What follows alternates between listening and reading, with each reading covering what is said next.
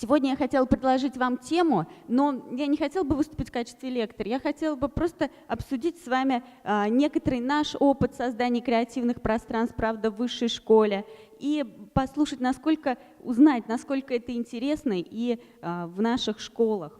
В высшей школе я работаю уже 9 лет, и я точно знаю, мы видим и мониторим, что креативное пространство для нас необходимо как воздух. Мы очень много общаемся с нашими детьми, но и специфика у нас такая. У меня студенты, архитекторы, дизайнеры, градостроители, реставраторы, они творческие. И всегда форма определяет содержание или содержание определяет форму. Вот этот вот вопрос и ответ на них мы знаем, мы видим по опыту. Да? Сегодня мы расскажем 2 блока. Первый — это мы хотели поделиться теми креативными пространствами, которые мы создали у себя, и у нас уже есть опыт эксплуатации в течение года. Одно из креативных пространств живет, и о нем знает весь город. И второй блок — это те проекты, тот зарубежный опыт, то, чем мы вдохновляемся сегодня, потому что, запустив один прекрасный реализованный проект с доказанной эффективностью, мы не можем остановиться и идем дальше. Это наше архитектурно-образовательное пространство Buffett Space. Здесь, наверное, лучше один раз увидеть, чем несколько раз услышать. Я кратко расскажу о нем, но вообще я хотела вас пригласить. Вы можете приходить к нам в университет Buffett Space с вашими ребятами, с вашими учениками. Вы можете приходить, предварительно позвонив, и мы вас встретим. Вы можете прийти, не позвонив нам, потому что в этой части всегда идет жизнь. Пространство работает, живет, вас встретят с улыбкой, вас проводят, вам расскажут. Это вид днем. Это 600 квадратов заброшенного помещения когда-то, и сегодня год оно функционирует. Полностью проектировали пространство наши студенты и наши преподаватели. Реализовывали также наши специалисты. Нам повезло, мы в строительной, у нас есть конструкторы, наши студенты, которые сами знают прекрасные технологии строительного производства, и в этой части у нас не просто нет проблем, у нас еще и очень большая экономия. Это одно из пространств. Здесь лекторий и выставочное пространство. Причем, как мы видим, что вот эти вот стулья, они могут быть убраны, и вся эта территория может стать выставкой. Наверное, вот видно вот эти конструкции на потолке, то есть выставка может меняться, исходя из задач. То есть здесь тот случай, когда мы под себя среду преображаем под нашу задачу, под наше мероприятие, которое здесь проходит. Это студия, то есть вот эти 600 квадратов, которые отапливаются, освещаются, как кандидат экономических наук. Мне очень важно, чтобы эта территория не жила от события к событию, чтобы она жила непрерывно. И здесь есть резиденты, здесь есть студия, которая работает 7 дней в неделю, с 7 утра до 10 вечера. Здесь всегда происходит творческий процесс. Это зона установочных занятий, и, что немаловажно, там сзади вы видите кухню. Это одна из функций, которая заложена. Эта кухня не про то, чтобы варить там борщи, это про легкие перекусы, про разогрев, про чашку кофе, про комфорт, уют.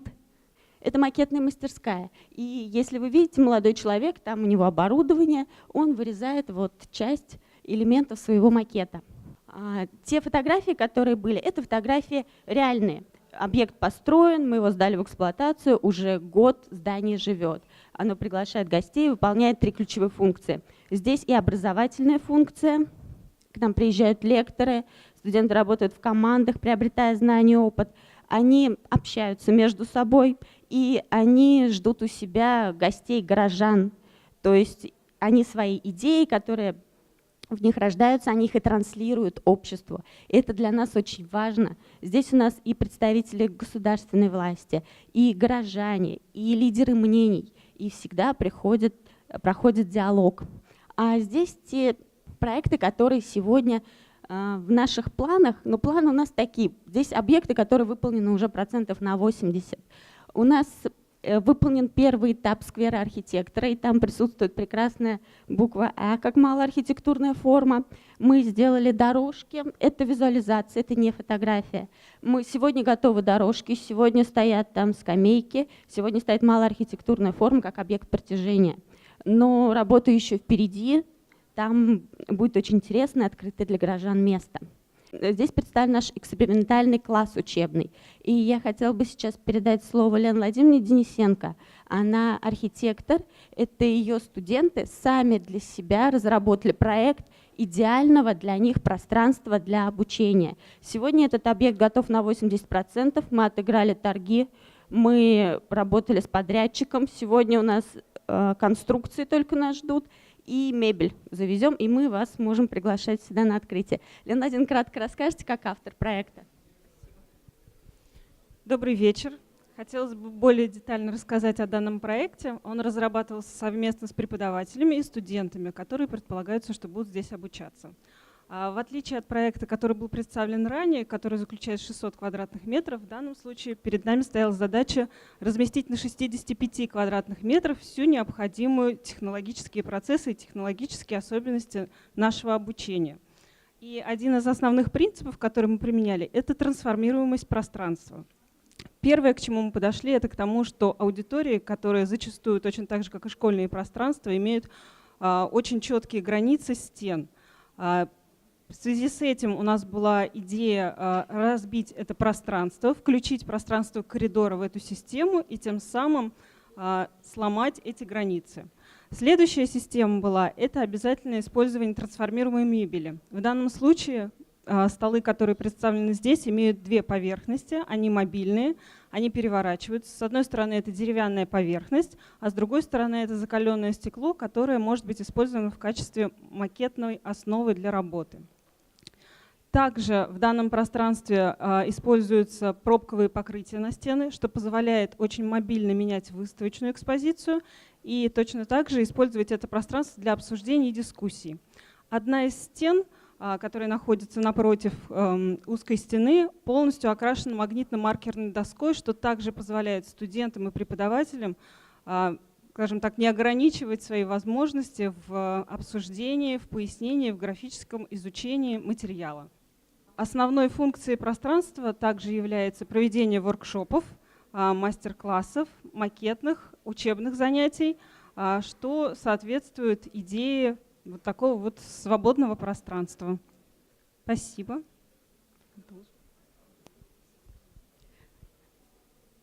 Мы рассказали вам о нашем опыте, то, что мы применяем сегодня в высшей школе. А дальше мы хотели бы рассказать о тех проектах, которыми мы вдохновляемся. И в первую очередь эти проекты – это школы, это Швейцария, тот проект, который был показан ранее. Основная идея здесь, что все пространство, оно разбито на некие уютные зоны. Здесь, например, зона костер, и здесь прекрасно подходит для изучения языков. На самом деле этот опыт мы уже применили у себя. У нас есть амфитеатр, он у нас на открытом воздухе находится, поэтому занятия мы там проводим в летнее время, в хорошую погоду. Мы просим нашу кафедру иностранного языка проводить там занятия, потому что среда располагает к тому, что дети, наши ребята, они более раскрепощенные, и очень положительный отклик мы уже получили. В сентябре мы уже проводили здесь первые занятия по языку. Это зона приватная, это зона для самостоятельных занятий. Это проекты уже из зарубежного опыта, это школа Швейцарии. Дальше это та же школа, но с территориями, с небольшими классами, которые разбиты под функцию. Сверху это зона лаборатория, где можно проливать, бить, экспериментировать, и поверхности пола ничего не будет. Чуть ниже зона, которая называется показуха, где смотрят фильмы и обсуждают тот материал, визуальный ряд, который есть. Здесь мы показали решение, это не школа, это библиотека, но это такое универсальное решение креативного пространства, которое мега-мега недорогое и очень легко реализуемое на практике. И, честно говоря, вот это вот для себя мы тоже почерпнули. Это обычная лестница, но лестница в той форме, где совмещена функция и библиотеки тоже. Кроме того, сама лестница, она располагает к тому, что здесь можно сидеть и читать. Сегодня этот проект мы тоже у себя реализуем, но, наверное, для воплощения еще нам остался где-то год. Мы пробуем у себя вот ту модель, когда книги можно выносить, выдавать без участия человека, когда система сама считывает, какую книгу ты берешь и что ты должен ее вернуть. И мы можем встретиться через какое-то время, мы вам расскажем, удался ли нам этот опыт, но вот эта история очень применимая в образовательных учреждениях. Это Копенгаген, Дания. И здесь про то, что содержание, методика образовательного процесса в школе, она сама диктует по себе и форму здания. Здесь стеклянный куб, у них есть единый класс, где учатся ребята разного возраста, их 400 человек. И принцип в том, что учитель, он сам разделяет группы на команды, выполняя разные задачи. Здесь нет перегородок, здесь нет отдельных классов, но есть зоны, где под задачи собираются дети, причем дети разного школьного возраста. Здесь про университет, но что здесь интересно? Есть такое исследование, что цвет, яркие цвета, эпатажные шокирующие решения, они развивают вариативное мышление. Здесь мы видим, что есть розовые вставки с белым горохом, и для нас это очень эпатажно. Но есть исследования, и благодаря которым целый университет построили по именно такой идее. Дальше. Что мы брали для себя? Зоны, где можно пообедать, трансформируемая мебель. Это также образовательный центр. Здесь по принципу, что каждый этаж обладает также своей уникальностью. Следующее. Например, вот этот этаж, он располагает к тому, что можно сидеть на полу, можно ставить мебель в хаотичном порядке. Это не просто разрешается, это такая вот концепция, так нужно. Это этаж для неба, он называется, он для занятий творчеством. Здесь стеклянный потолок, и мы видим, как преломляется свет при занятии творчеством. Дальше. Также образовательные учреждения, разбитые на зоны. Дальше. А вот это вот очень интересное решение школы. Когда мебели в классе в принципе нет. Но при этом все функции школьные, они сохранены. Вот смотрите, эти деревья — это доски, где проходит обучение, где проходит и самостоятельная работа, и работа в группе, где проходит обычный стандартный урок. Нет ни стульев, ни парт, но ребенок может сам соорудить себе его, и это не является проблемой. Еще одна среда для обучения. Автор вот этого проекта в Швеции Фабио Панцери, он приезжал недавно к нам в университет, и мы слышали вот из его уст как раз идею. Здесь идея, когда в первую очередь в школе очень важно вот это вот слияние с природой, очень важна экологичность. И здесь само здание выполнено из стекла. Несмотря на то, что есть приватные пространства, максимально человек, его видно на улице, он видит улицу, он максимально со средой сливается. Очень важна забота об окружающей среде, и поэтому у них есть зимний сад. Очень важна трансформируемая мебель. Те решения, которые мы использовали у себя тоже, когда мебель потихонечку превращается и в лежаки, и в место, где можно почитать, и в некий ресепшн. Это те проекты, которыми мы вдохновляемся сегодня. Мы, естественно, не берем ни одно решение один к одному, но мы берем сам принцип, который можно было бы модернизировать под нас. На практике мы столкнулись с огромным количеством ограничений, начиная от того, что некоторые наши здания — это объекты культурного наследия, и мы обязаны это уважать. Но есть варианты, когда мы не нарушаем вот это вот богатство. Есть ограниченность финансовых ресурсов, но всегда есть отклонение от сметы, допустимое в размере 10%. И вот, честно говоря, вот эти 10% — это как раз для нас та возможность проявить креатив. Далее мы знаем, что все торги мы должны отрабатывать, если бюджетные деньги — это ФЗ-44, если внебюджетные деньги — это ФЗ-223, и это мы также проходили. Мы сами писали техническое задание, мы были очень строги, но зато это позволяет нам качество работы отследить. И, конечно же, это те драйверы. Никогда не приживаются решения, которые спущены сверху вниз. Но самые живучие, самые долгоиграющие — это когда инициатива идет от самих ребят, от их учителей. И тогда не просто помещение, как наш Баффет, живет, оно еще и становится каждый год, каждый месяц лучше. Большое спасибо. Карина Рашидовна, можно вот вопрос сразу? Сейчас же школы строятся по типовым проектам, да?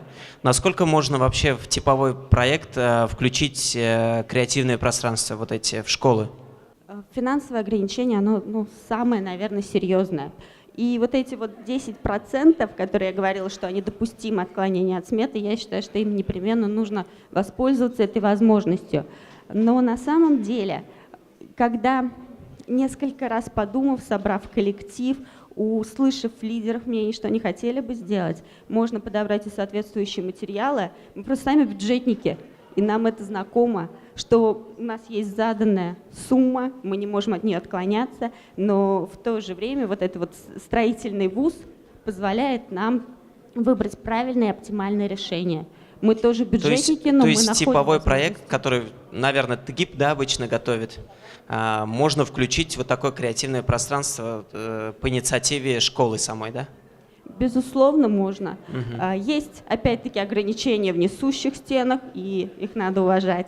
Но вот те пространства, используя современные материалы внутри, возможно. И второй вопрос. Вот сейчас, наверное, здесь нет людей, которые будут директорами или там преподавать строящиеся школы, да? Здесь уже существующие школы. Обычно делают ремонт, я знаю, да, капитальный ремонт и так далее. Есть у нас кадры, которые готовят проекты креативных пространств для школ? Есть, может быть, строительным? Можно обратиться. После того, как нам зашел один из подрядчиков и выполнял работу по нашему проекту, мы получили несколько заказов и от других государственных учреждений. Вот Лена Владимировна сегодня выставила им очень-очень скромную стоимость этих работ, потому что у нас студенты старших курсов, мы их контролируем. За счет этого происходит удешевление проекта, они выступают как проектанты. Честно говоря, вы можете обратиться к нам, и это даже не просто не рыночная цена, это действительно наша такая, некая социальная миссия, и на уровне концептуального проекта и предложения, нет проблем. Единственное, внедрение практикоориентированных проектов, оно у нас проходит, естественно, в рамках программы. Да? Первое для нас и самое важное – это обучить студентов реальным навыкам. Школа для нас – это, Лена Владимировна, 4-й курс, да? Тема на 4-м курсе, когда ребята уже способны выполнять проекты. Берите запас времени, небольшой 1 семестр, и ставьте задачи. У нас 2-й семестр. Так, вот сейчас можно уже сформировать некий запрос, если есть в этом потребность. Я точно знаю, я 9 лет работаю в школе, я точно знаю, что нам необходимо, если мы сначала разрабатывали эти пространства для студентов творческих специальностей, то сегодня мы видим, что у нас и технические специальности здесь в той же степени представлены и проводят свои проекты, предлагают в жизнь. Поэтому это очень актуально. Карина, а вы можете выделить студента нам в гимназию, который дипломную работу делает и по оформлению у нас бы сделал в гимназии? Есть такая возможность? Речь об интерьере? Да. На 2-м семестре. Мы предлагаем ребятам, вообще начиная с 3-го курса, практикоориентированные задачи. И это, естественно, абсолютно добровольно, но мы можем предложить, как правило, ребятам очень интересно работать на основе реальных объектов. И по школам, по интерьерам школ, это также входит их в программу и может выйти на диплом. Мы, безусловно, предложим запрос, формулируйте запрос, техническое задание. Спасибо. Скажите, пожалуйста, а как вот вы сами считаете, в школах этот формат, он приемлем, он нужен сегодня? Нет, вообще, честно говоря, очень безусловно, очень важно и необходимо, когда вот эти площадки образовательные, они как раз креативно очень оформлены, и когда можно, это действительно, и много экспериментов было, много научных доказательств того, что у ребенка совсем другое мышление начинается, он же по-другому начинает мыслить.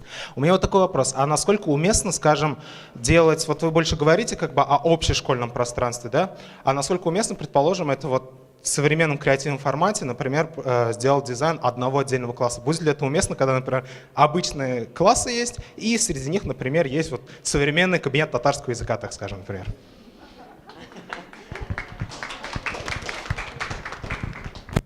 Ну, мы сами пошли по такому пути, потому что мы живем в тот период, когда ресурсы ограничены. И у нас финансовые ресурсы, несмотря на то, что у нас очень популярно сегодня доп. Образование, мы зарабатываем и работаем без выходных, чтобы позволить себе что-то из небюджетных средств делать более комфортнее. Мы выбрали такую тактику. Мы могли либо всем стандартно покрасить в типовые цвета помещения и классы, либо, ну, естественно, делать текущий ремонт, но выбрать те точки, которые станут точками притяжения. Мы выбрали одно общее пространство, это Buffet Space. Это пространство, которое доступно для всех, и для студентов наших, и для преподавателей, и для горожан. И мы вложили туда, ну, это очень капиталоемкий проект, мы вложили туда несколько миллионов, но мы видим результат, он уже окупился.